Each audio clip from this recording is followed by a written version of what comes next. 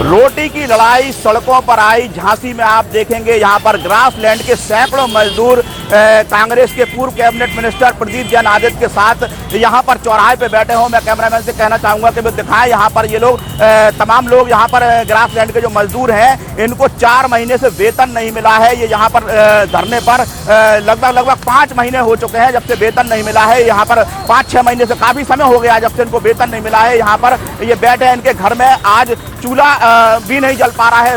रोटी की मुसीबत हो गई कि बच्चों को ये खाना भी नहीं खिला पा रहे हैं। इस मुद्दे को लेकर अगर हम देखेंगे तो झांसी के पूर्व कैबिनेट मिनिस्टर प्रदीप जैन लगातार जनता से जुड़े हुए मुद्दों को उठा रहे हैं। अब से कुछ दिन पहले शवगृह का मुद्दा था जहां पर मेडिकल शवगृह में तमाम जानवर सबों को नोच लेते थे। उस मुद्दे को भी उन्होंने प्राथमिकता से उठाया। अब से कुछ दिन पहले रेलवे क्षेत्र में खोली में जो रह रहे थे, झुग्गी झोपड़ी में जो रह रहे थे मजदूर, उनको खाली कराने का मामला सामने आया था। उस पर भी इन्होंने पहल करके जनता के मुद्दे को उठाया था। अगर देखा जाए लगातार यहाँ पर प्रदीप जैन लगातार जनता से जुड़े हुए मुद्दों को लगातार उठा रहे हैं। बाग रामलीला मैदान में मौजूद है जहां पर समाजवादी पार्टी का धरना जारी है।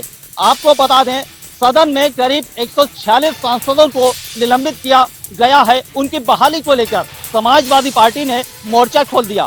सपा के जिला अध्यक्ष तनवीर खान की नेतृत्व में सपा के कार्यकर्ता और नेता धरने पर मौजूद हैं और यहां से पैदल मार्च करते हुए सभी कार्यकर्ता जिला अधिकारी कार्यालय पहुंचेंगे और वहां पर राष्ट्रपति को संबोधित ज्ञापन जिला अधिकारी को सौंपेंगे। उनका साफ तौर पर कहना है कि भारतीय जनता पार्टी संविधान की धज्जियां उड़ा रही है।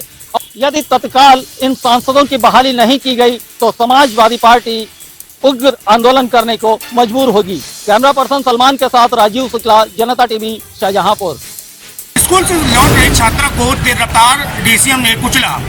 घटना स्थल पर मौके पहुंची पुलिस। आप बताते चले पूरा मामला जनपद कानपुर देहात के रसूलाबाद नगर पंचायत का है, जहां पर आए दिन तेज रफ्तार वाहनों का कहर देखने को मिलता है। आज ऐसी ही घटना आरपीएस इंटर कॉलेज के सामने घटी, जहां पर आरपीएस इंटर कॉलेज से लड़की को स्कूल से अपने घर वापस लौट रही थी। इस दौरान सामने से बेला रोड से कानपुर तरफ जा रही तेज रफ्तार डीसीएम ने स्कूली छात्रा को रौंद दिया, जिसके बाद घटना स्थल पर जाम की स्थिति बन गई। वहीं पर मौके पर पहुंची पुलिस ने जाम को हटाने का प्रयास किया, लेकिन परिजन अभी भी लगातार उस डीसीएम चालक पर कानूनी कार्रवाई के साथ ही बिटिया जो यानी खत्म हुई है उसके साथ यानी कि पंचनामा करने के साव की बात कर रहे हैं। देखना ये होगा कि लगातार नगर पंचायत के अधिकारी के कानों में जूं नहीं रह रही है। आए दिन नगर पंचायत के द्वारा अतिक्रमण बना रहता है, जिसके बाद कई बार लोगों ने शिकायत भी की। लेकिन सबसे बड़ी बात यह है कि जो स्कूल परिसर उसके आसपास कहीं पर दूर दूर तक ब्रेकर का नामो निशान नहीं, जिसके चलते आए दिन लोग सड़कों पर फर्राटा बढ़ते हैं और लोग मौत के गाल में समा रहे हैं। देखना ये होगा पूरे मामले में नगर पंचायत से लेकर अब जिम्मेदार कितना सजग होंगे या फिर इसी तरीके से लोग मौत की गाल में समाते रहेंगे। विशाल सिंह, जनता टीवी, रसूलाबाद,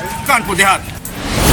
केजीएमयू लखनऊ का 119वां स्थापना दिवस समारोह और साथ ही साथ एल्यूमिनी मीट 2023 का आयोजन लखनऊ स्थित अटल बिहारी कन्वेंशन सेंटर में आयोजित हुआ। 2 दिवसीय चलने वाले इस आयोजन में मुख्य अतिथि के रूप में त्रिपुरा के मुख्यमंत्री माणिक शाह और प्रदेश सरकार से उप मुख्यमंत्री विजेश पाठक, साथ ही साथ मुख्य सचिव मुख्यमंत्री दुर्गा शंकर मिश्रा और अन्य भी कई गणमान्य सदस्य में शामिल हुए।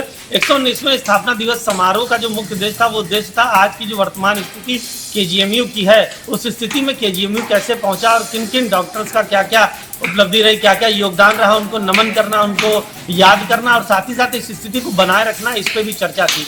वहीं दूसरी तरफ एल्यूमिनी मीट की बात करें तो ये एल्यूमिनी मीट में उन पुराने छात्रों को जो यहाँ से पढ़कर के निकले हैं और अलग अलग हॉस्पिटल्स में अपनी सेवाएं दे रहे हैं, उनको एक ही मंच पर केजीएमयू के साथ जो भी यहाँ के डॉक्टर्स हैं, फैकल्टी मेंबर, उनके साथ मिलना और एक ही मंच पे एक दूसरे के साथ आपस में परस्पर संबंध बनाना, ताकि कहीं ना कहीं इससे किसी भी विषय पे किसी भी मरीज के संबंध में अगर अपने केजीएमयू में इलाज नहीं है तो दूसरे विद्यालयों में, दूसरे अस्पतालों में भेज करके मरीजों को व्यवस्थित ढंग से इलाज मुहैया करा जा सके, ये इसकी मुहिम रहती है। और साथ ही साथ उनके अलग अलग क्षेत्रों में उन डॉक्टर्स को सम्मानित करना। कहीं ना कहीं इस तरह के आयोजनों से यहाँ के डॉक्टर्स को निश्चित रूप से संबंध और भी डॉक्टरों से होते हैं और इसका कहीं ना कहीं लाभ मरीजों को मिलना तय है, ये कहना गलत नहीं होगा। कैमरा पर्सन आशीष के साथ सत्यव्रत शुक्ल, जनता टीवी, लखनऊ।